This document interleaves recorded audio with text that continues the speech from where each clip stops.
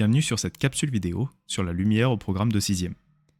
Tous les objets ne laissent pas la lumière le traverser. Il existe 4 types d'objets. Les objets opaques qui ne laissent pas passer la lumière, on ne voit pas au travers de ces objets. Les objets réfléchissants qui renvoient la lumière comme les miroirs. Les objets transparents qui laissent passer la lumière comme le verre. Et enfin, il y a les objets translucides. Ils ont la particularité de laisser la lumière passer, mais on ne voit pas au travers, comme certaines vitres de salle de bain ou le papier calque par exemple. Lorsqu'un objet opaque est éclairé, il apparaît 2 ombres. La plus connue est celle que l'on appelle l'ombre portée. Elle apparaît sur l'écran derrière l'objet. Un écran en physique est quelque chose derrière l'objet éclairé. L'ombre portée est la zone qui n'est pas éclairée, comme l'objet opaque bloque la lumière. Par exemple, quand tu regardes ton ombre sur le sol, l'écran est le sol et tu es l'objet éclairé. La deuxième ombre est l'ombre propre. Elle se trouve sur l'objet. Le dos de l'objet ne peut pas être éclairé, alors elle est plus sombre. Pour parler des ombres, nous allons parler des mouvements de la Terre. La Terre a 2 mouvements. Elle tourne sur elle-même et autour du Soleil. Commençons par son mouvement sur elle-même. Ce mouvement s'appelle la rotation, et cela dure 24 heures. Pendant ces 24 heures, on distingue 2 phases. Une première, que l'on appelle le jour.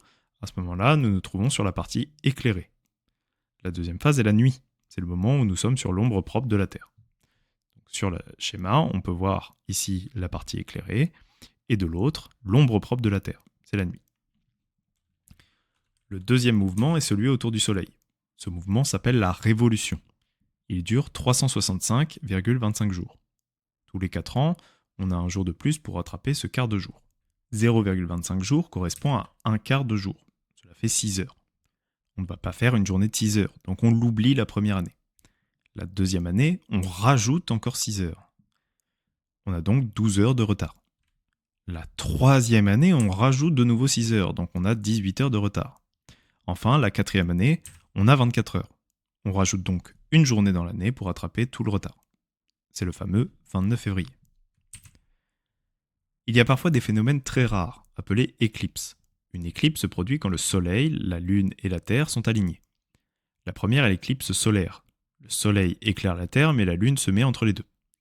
La Lune étant un énorme objet opaque, les rayons du Soleil ne peuvent pas passer. Il va faire nuit quelques minutes sur Terre, car nous serons sur l'ombre portée de la Lune. Le deuxième cas est quand la Lune est éclairée par le Soleil, mais que la Terre se met entre les deux. C'est une éclipse lunaire. Dans ce cas-là, la Terre est aussi un énorme objet opaque et bloque les rayons du Soleil. La Lune sera donc dans l'ombre portée de la Terre. La lumière du Soleil, même si elle nous apparaît jaune, est faite de plein de couleurs. L'atmosphère de la Terre va changer la direction des rayons rouges vers la Lune. C'est pour ça que pendant une éclipse lunaire, la Lune apparaît rouge et non noire. On appelle aussi ce phénomène une lune de sang. Voilà, tu sais maintenant tout ce qu'il y a à savoir sur la lumière en 6e. Bon courage dans tes révisions.